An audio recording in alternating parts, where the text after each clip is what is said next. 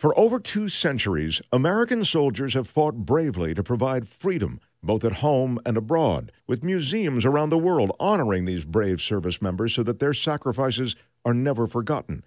The Hiring America team recently met with the granddaughter of one of the country's greatest generals, George S. Patton, and traveled to Europe and the small town of Bastogne, Belgium, where a local museum has dedicated itself to commemorating the 101st Airborne and the 3rd deadliest campaign in U.S. history, the Battle of the Bulge.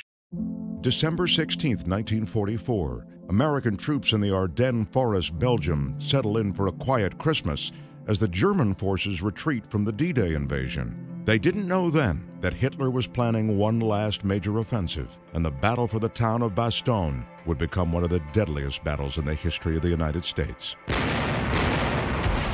Bastogne was a key point because if you fight a war, you need logistics, so you need the roads. And Bastogne is a crossroads of 7 roads. And the American army said, okay, we have to keep this crossroad. You are now at an historical place at the 101st Airborne Museum in Bastogne. The building is an original building from the Belgian army. It was connected with the Bastogne barracks. So it's an original military building. I can't believe that you can find in one place here in Bastogne, one building that hosted the German officers and the Belgian officers, and then later on, Americans. Bastogne was surrounded on the 21st of December. Next day, on the 22nd of December, 4 German emissaries came with a white flag with a demand of surrender. And they said, look, your troops are exhausted. You've got nothing left, just give in and give up. McAuliffe turns to the officer next to him, and they're both looking dubiously at this letter that the Germans wrote asking the Americans to surrender. And McAuliffe said, they've got to be nuts. And then he said, okay, I've got to write a response. What should I say? The officer standing next to him said, well, I thought your response was pretty darn good. Nuts. And that's what he just wrote, nuts. Sent it back. Of course, the Germans received this and thought, was ist das? Nuts is, for me, the symbol of the American resistance during the greatest battle during the Western campaign. We have still signs of destruction at the rear part of the museum. So the Germans dropped 1-ton bombs during the night of 24-25. Can you imagine 1,000 kilo of explosive? And that's what happened over 75 years. When Christmas Eve, they bombed Bastogne.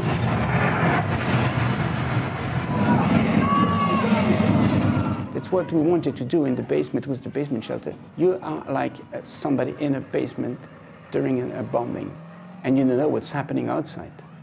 On the table, someone had a surgery. His leg is totally open with wounds and wooden pieces in his leg. In the corner, you see a German wounded with a cart on his neck. In the other corner, a soldier is dying and has the priest on his side. Totally chaos. I met a lot of veterans, and they always said, face the reality. Show them in which condition we had to survive, in which condition we had to eat, drink, sleep, forgotten by everybody. I wanted to express it through this place in the basement. That's why we made our mannequins so real, like Madame Tussauds, but then a little bit further, you'll see. We want to show a soldier, we want to show the emotions. And so we want to show them the cold, the pain they felt. Well, I remember the first time that I came to the 101st Airborne Museum, blown away by the fact that there is nothing here that has been created other than the mannequins themselves. Everything that's adorning them is 100% original, everything. It's quite a powerful place to be. I was invited to add my grandfather's items to the exhibition, and I thought that's swell because my grandfather would have wanted so much to be among the soldiers here. Patton remarked in his writing, never be contained by a force smaller than yourself.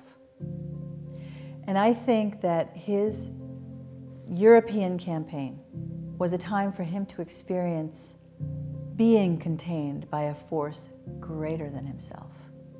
He had so often no choice but to be pressed into praying out of desperation. I mean, look, prior to the Battle of the Bulge, when the weather wasn't letting up, he said, we will lose if this weather doesn't let up. So he absolutely demanded that a prayer be written and distributed 365,000 times so that the soldiers would, with him, create an energy towards what was needed. Later on, just at the right moment, the skies opened up and the weather was perfect, and the planes came through, and then the tanks. And then the Battle of the Bulge came, in a way, to its climax. But Bastogne, of course, was my grandfather's day in the sun, if you will. Obviously, it wasn't pretty. It was not like a liberation sweep in other parts of his path prior to that, like just before and after Paris.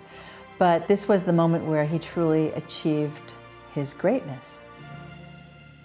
It's a museum. We want to preserve history, but we want to show the visitor signs of the past that must be preserved. A helmet is not a helmet for me. A helmet is something who protected a soldier. Maybe he died, maybe he survived. And when there is a name in the helmet, for me it's something that I can't explain how important it is. It's not stupid stuff, not at all. It helps somebody to survive for my freedom. The next generation, you can blame them, don't realize that it's very special that we live in 75 years in freedom. So we have to tell the story and we have to show them. And Bastogne is not the only place where a lot of soldiers fought and the consequences of that greatest American battle during the Western campaign. I want the world to know that D-Day and the Battle of the Bulge are not either the beginning or the end of the story. I mean, there was so much heavy fighting in between. So I hope that many more battles will be recognized.